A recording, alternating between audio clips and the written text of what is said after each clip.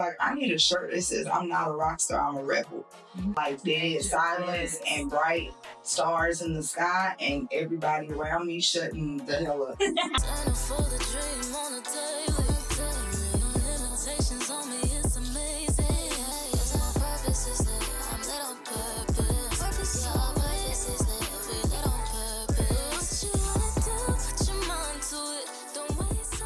They go coming like I'm dead right now. Is your purpose lit? Oh, I'm gonna follow you just because you got that. Now, this is where it gets real lit. I am your host, Bonna. Allow me to introduce our guest for today's episode. We have Miss Found Honey. Yeah, so she is an artist, actress, freaking model, celebrity, mogul in the making, superstar. Who is Found Honey in your words? Oh my goodness.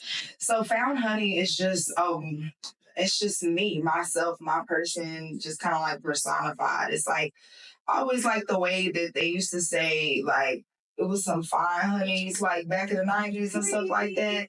And so like just the essence of a woman being like honey, the like knowing yourself aspect, just kind of like, and also just being like playing on the fact that I'm from Tennessee. So, you know, honey is in Tennessee, and it's like a quadruple entendre of just like who I am in my core. Yeah. So it's just, Found Honey just represents me being authentic and being myself. Perfect. And so, I definitely want to ask you about the name, but how is your purpose lit? My purpose is lit because I would say it's because I'm in tune with God.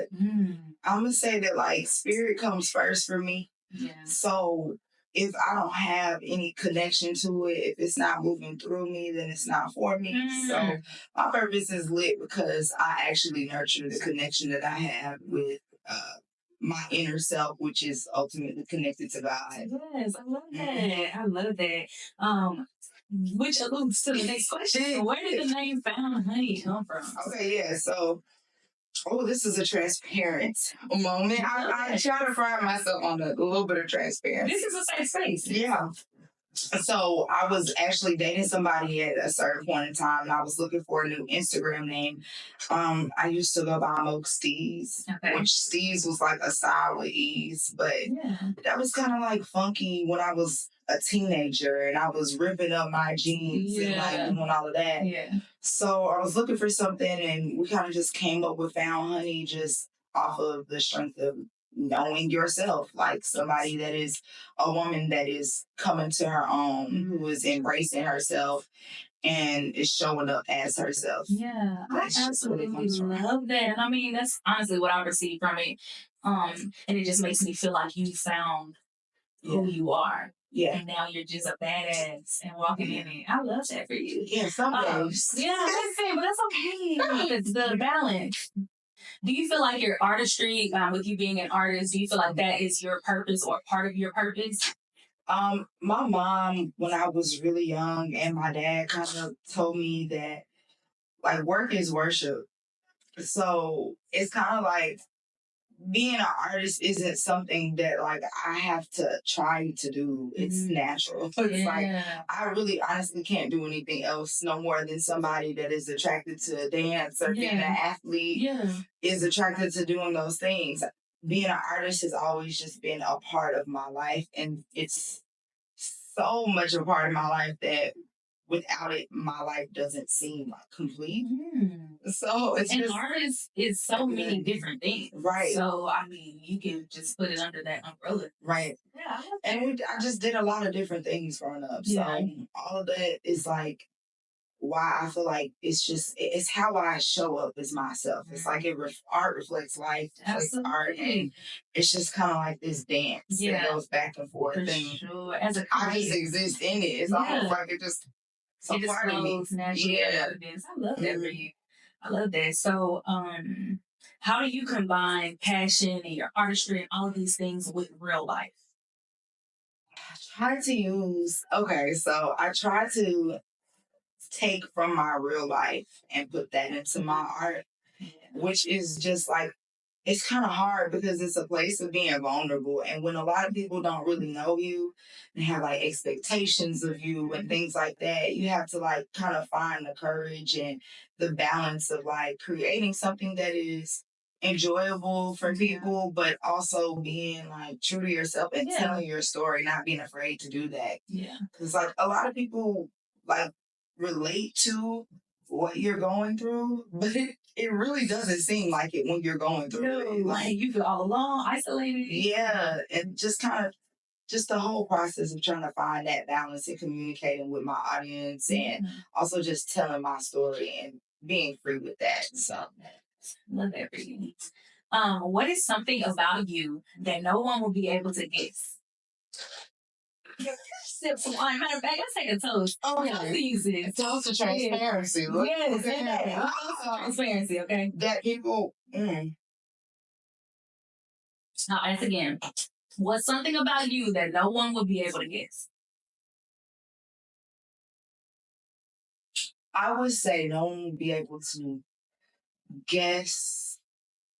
I was a home birth, vegan, raised on a farm, baby. What? I can actually see that, though. I can see that. Like, people think, but I'm telling you, I meet people and they think, New York, fashionista, you like California, you probably like these things. I'm like, I like wide open spaces and nothing. I like dead silence and bright stars in the sky and everybody around me shutting the hell up. So were you born in Tennessee? I was born in Tennessee at home. Okay. My mom had us like natural. In Nashville. Like no medicine, nothing. Yeah, for sure. No, I've never had immunizations. I've never had anything. Good for you. So started eating fish and chicken, which I'm a pescatarian now, but growing up I was vegan and vegetarian. So never had anything else. So yeah, I was born in Tennessee, but I moved to Alabama. I lived in College Park for like 2 years and I moved to a farm in like really rural Alabama, like close to Mobile, like and I lived there for a long time. For a long time, it was 45-minute drive to the Walmart and the moon in the sky, no street lights. Yeah. So, wow. And I would come to Nashville actually for the summers because my parents were divorced. So I would go to like the cultural arts fair. My dad's an entrepreneur and an actor and all that. So I got to spend a lot of my summers at performing arts camps in Nashville and like the park where they're doing the crafts fair every summer and pottery in the park. Yeah, look at so it's an interesting like but it's like you were afforded that experience. It's a good balance, I feel. It was you appreciate it the older you get, you know, kicking and screaming. I was about to say as a kid, you like, what is this and where are people and why are things like this? And you know, as kids you think everything's boring. So I'm pretty sure I can only imagine. Yes. All right, so what is your favorite song by Found Honey? Oh, like right now, my favorite song. My favorite song is Charlie Brown. And is that like a freestyle? It's like a freestyle I did with Honcho. Okay. And I haven't released it yet. And it is just my favorite song. Because I've heard it before, but I'm like, yeah. Is that a song? Okay, but it's a feature, right? It's a feature. Okay. It's a feature. I have some other songs. I would say my favorite personal song would be the song I did called Searching. Okay. So is it out? It's not out either. I'm one of those people that's kind of how can we hear the favorites? Come on, sis, drop the music. And I want to drop. Like, it's not sometimes you think like, okay, I'm kind of scared to drop this, but it's more so like timing. Absolutely. I feel that there is like, almost like being an artist is also, because I'm so into storytelling, I can be a little bit anal and a little bit like picky and just in the details of how that needs to be released or to be translated. Yeah. If I had a release searching like a year ago, it might not have translated at that time based on like the presence that I built online or my audience understanding me as a character. Like you don't really get certain background pieces of somebody until certain parts it's told. A puzzle. So, it's a puzzle. So I get it, and I respect that. Trying to figure out what pieces need to go where. Playing Tetris with it right now. I respect that. What? So that makes me want to ask, like, because I know you have dropped things here. There, do you have any projects that you're working on, or something that you're like getting ready to drop? I'm actually getting ready to drop a couple of singles. Like I'm actually gonna do some things, and I'll be transparent too. Like I'm gonna drop some features first with some of the artists that I really like, love making music with in Nashville, because I have like unreleased music with a couple people. Um, and I don't know, like as far as EP, like people always ask me about, are you gonna drop a project, or are you gonna do this, and are you gonna do that? And the business, it's like you're an artist, but you're also learning to operate as a business. So the audience, building that demand is important before like using your resources towards nothing. You want to make it make sense. That makes sense. I love that. I love that. So in due time. Yeah, for sure. Listen, I can be patient. You got to be good. Yeah. Okay. But yeah, I'm a little impatient because I love your artistry. But I can be patient and respect the journey because I know it's a process. Listen, I'm not gonna be beat down to like everybody go Rihanna. Girl. I love that. And she is. So so that just makes me want to know, who is your inspiration when it comes to music? Wow. Okay. I live in my own world, in my brain. I'm inspired by music and the effect of music more so than like a specific person. I have artists that I really like. I'm really inspired by like sounds and feelings and experiences. So any artist that is telling their story and it kind of like relates to me or it draws passion out of me or it does that, like today I post a picture and I was just feeling like Heard 'Em Say by Kanye. Like, you know, because I just, that's just a vibe. I love Kanye. Honestly, we could go Kanye, we could go Lauren, we could go any artist. I like rock and roll. I grew up a little emo kid. So I can see that. It's such a weird thing. Like I'm an emo farm kid. Like what even is that? It works for you. It works for you, for sure. It worked for my mom. My mom was like, why are you riding on your Chucks? Why are you riding on your jeans? Pissed. You keep, girl, I was flipping my bang and had an attitude with eyeliner. Yeah, I was like, who are you? I don't know, because I was also playing Boosie. So it just, the balance. I feel like that builds character, okay? And that brings you to who you are today. Because I feel like that speaks in your artistry, like all of that different life. And you being in your own world, your music is literally like a different lane. I don't think I can listen to your music and be like, oh, she sounds like, oh, I feel like I've heard that now.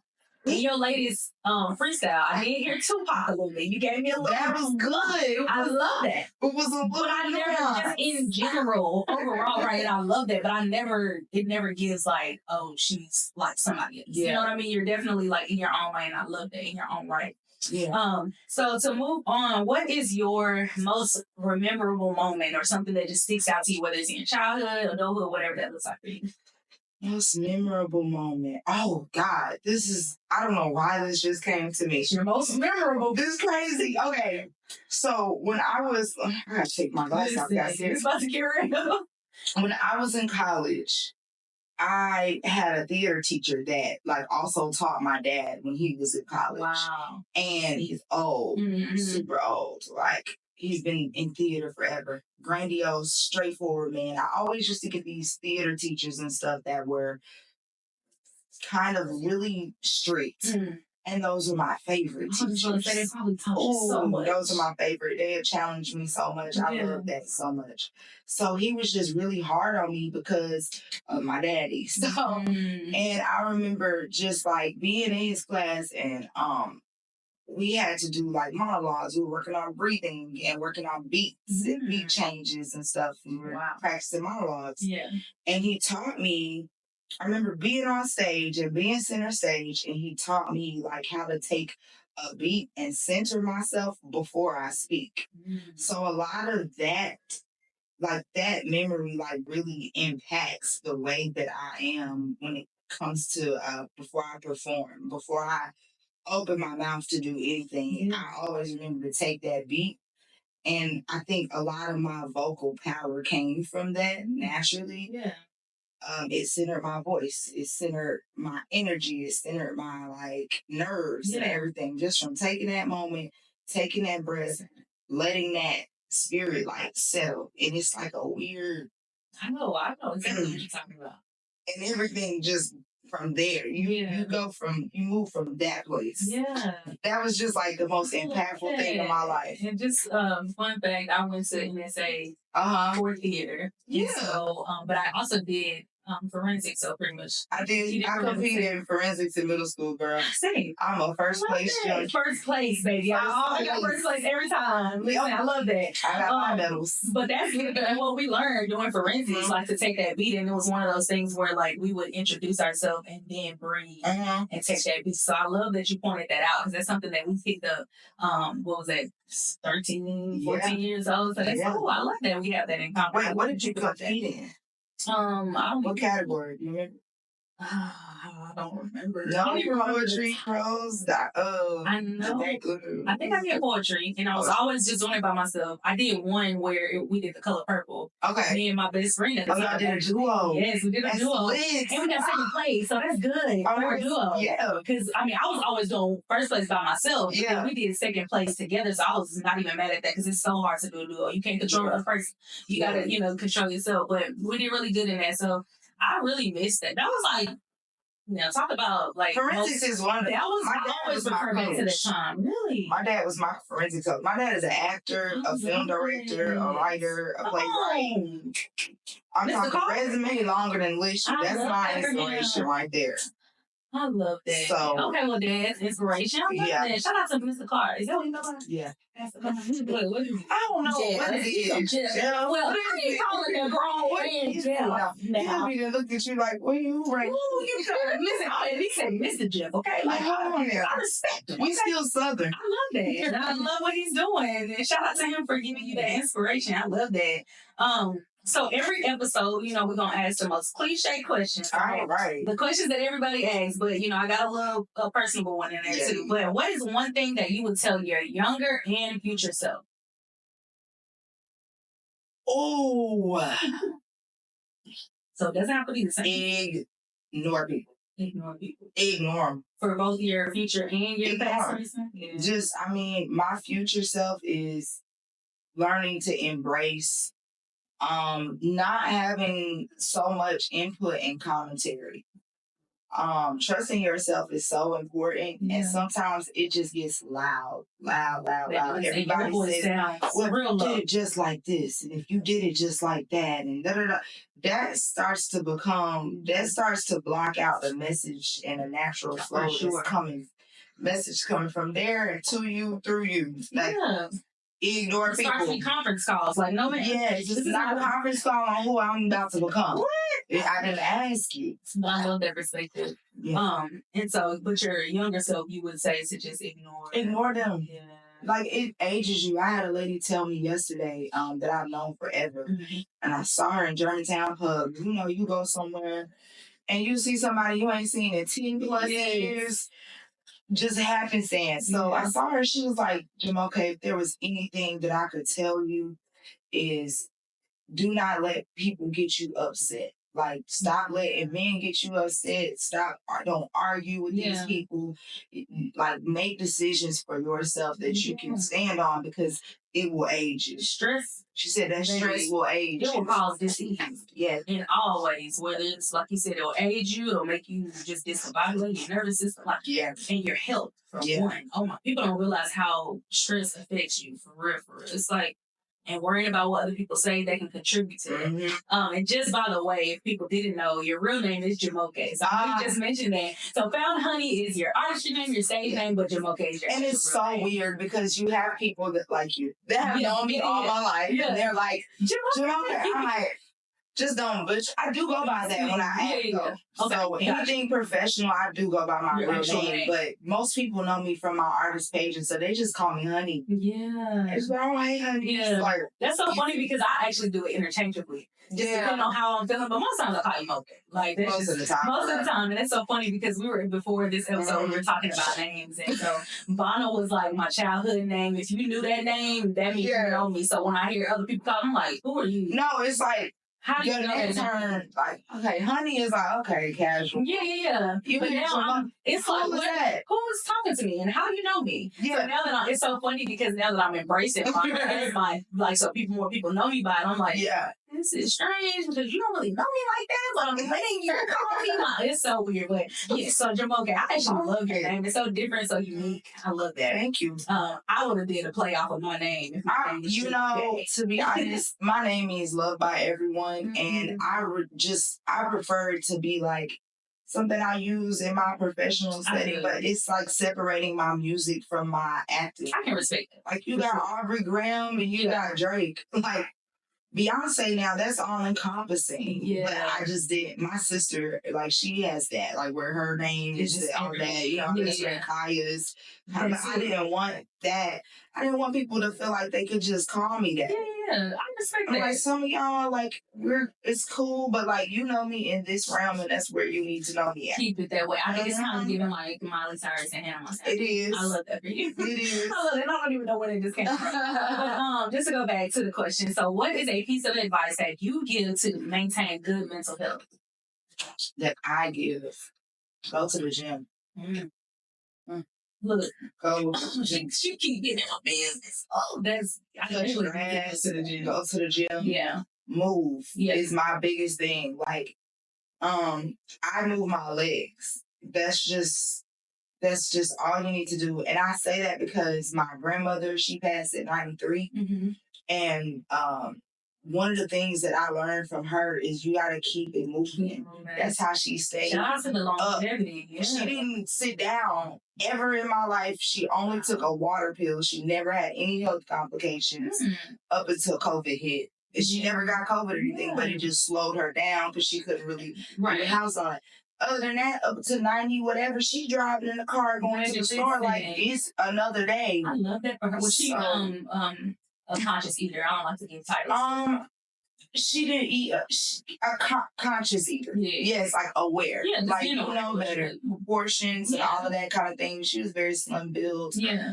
But yeah, just move. Like your body is in flow. Everything outside, the air is blowing, the water's moving, the birds.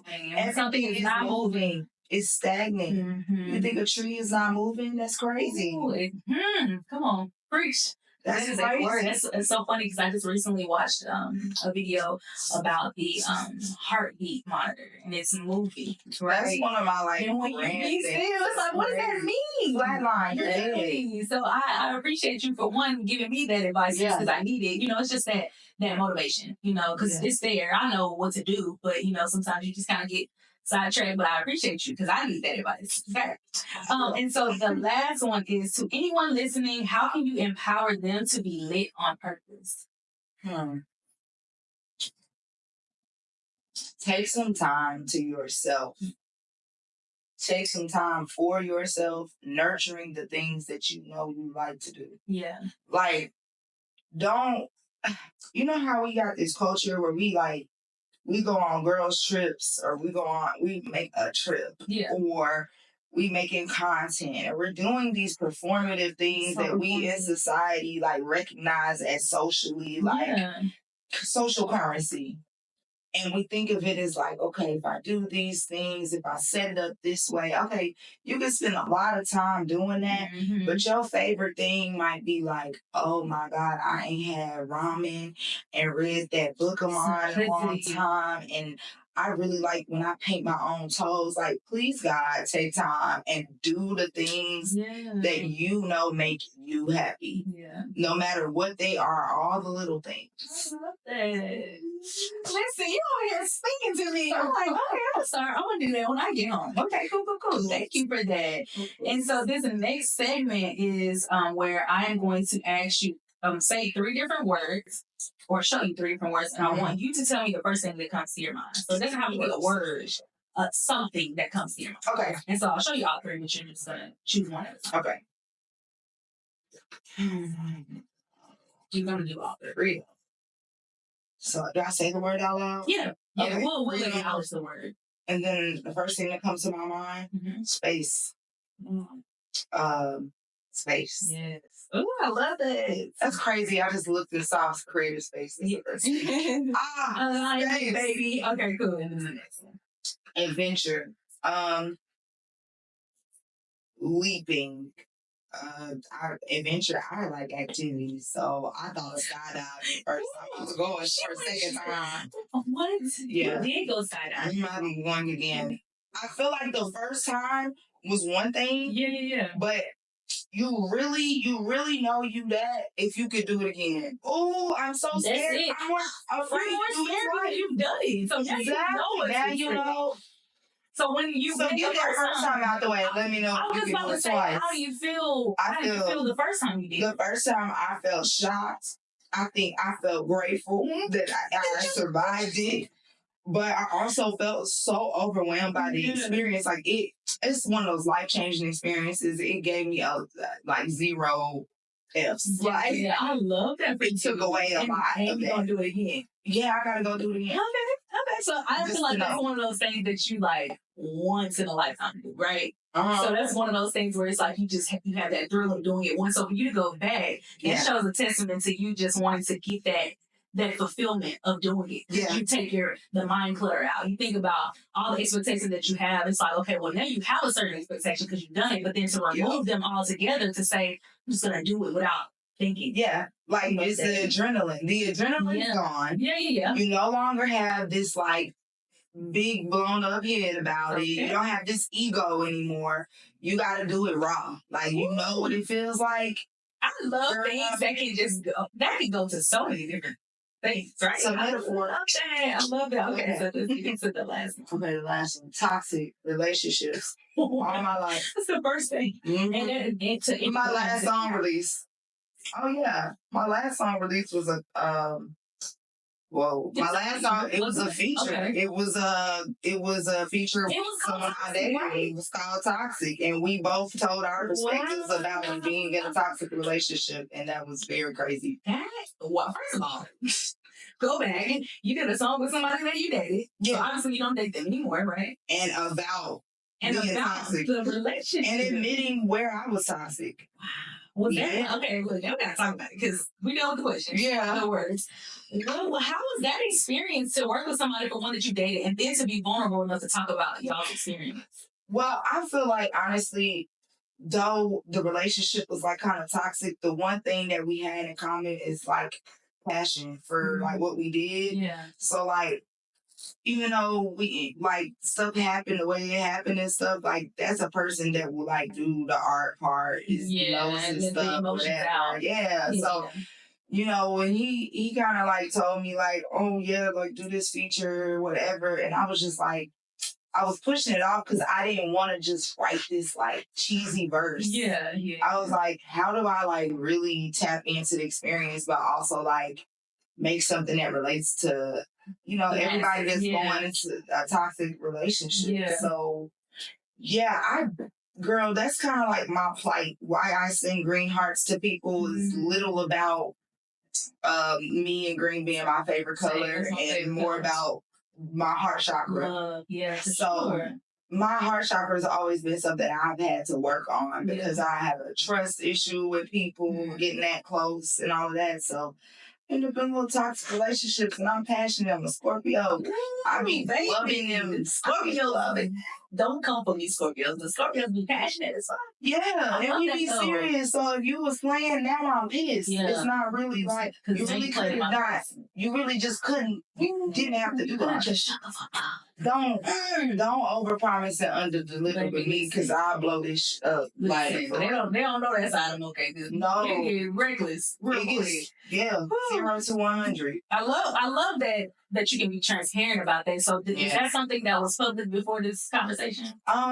It is amongst, I guess, community. People who know. Like, yeah, it's kind of hard to like try to figure out how to make those things translate like on your social media. Yeah. People see you and they're like, oh, she's a natural. And I'm like, girl, I be out here doing the damn thing on the weekend. Y'all don't even understand. I know. I have been around the block, up the street, and some more. So I love that. You have plenty of experience, and I have a lot. What's the word I'm looking for? You got plenty of what is the word I'm looking for? I don't know. Life experience. Experiences is good. That'll work. It's cool. I draw from those experiences though. Yeah. Love just really is a topic that I talk about a lot, girl. Same. Yeah. And I move with love. So it's like when you got a heart posture that's always operating in love, you just look at things a lot differently. Yeah. And I'm glad that, when you, like I always say, light see light. So we resonate on that frequency because for one, it's our favorite color. But when you think about that surface, right? When you think about the things that are deeper than just the surface level, it really brightens. I think that's why, like, right now I'm kind of in my villain era. Like, that's why it's like black and green. Because I had a bar in one of my songs. Like, it's a really like alternative song. I'll have to play it for you. Yeah. But I was just kind of like, I go back to black like Amy. Like, I'm a big Amy Winehouse lover. And so, like, if y'all before, like, around COVID and stuff, like, I was more colorful and things like that. I look at colors and things as like personified emotions. Absolutely. So for me, when I'm in my green, sometimes that's my toxic era. That's my villain. It's kind of like, because it's coming from my love life. Yeah, I feel like that makes me think about Buttercup. I'm like Buttercup. I'm pissed off. Like, you gonna see black and green because I'm mute. I'm starting over. I'm wearing black. There is no any of that in my life right now. Like, I'm focused on equally healing my heart, but equally I'm pissed off. So you guarded. I'm guarded. Yeah, you're all right.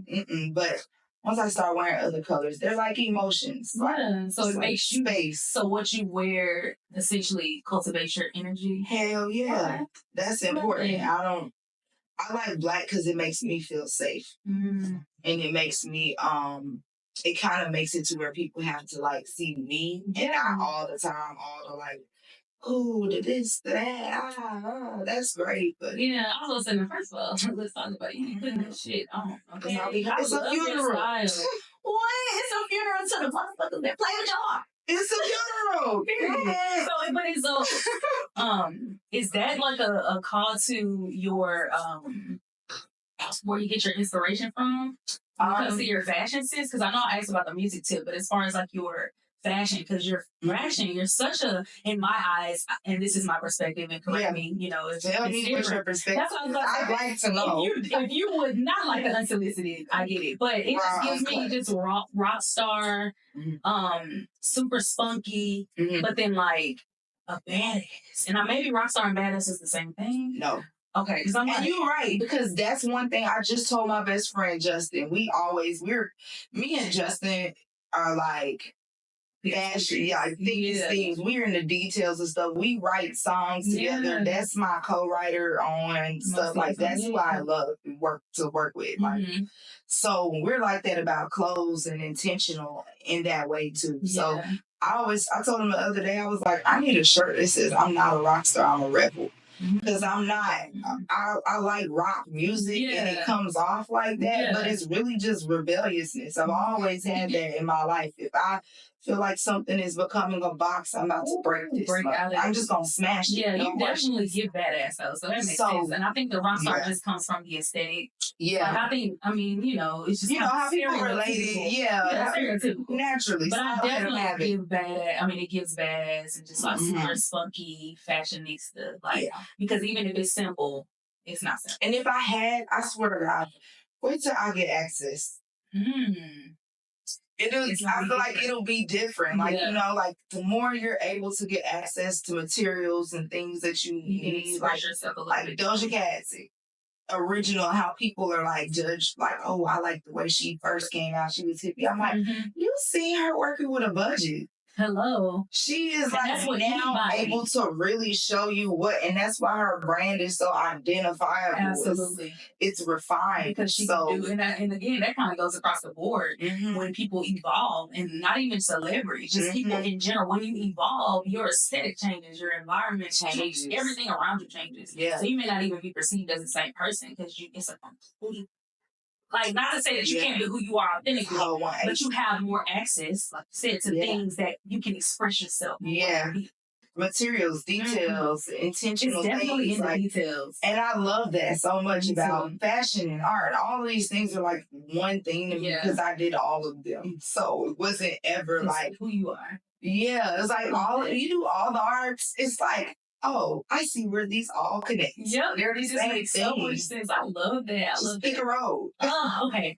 Well, I am so grateful for one because I really have been wanting to sit down and talk to you. This has been like a year in the making since I first mentioned it to you. So first of all, thank you for trusting the process. Okay, I really appreciate that. So, and just tell people how they can connect with you and what does that look like, on your end for someone to connect with you. Yeah, of course.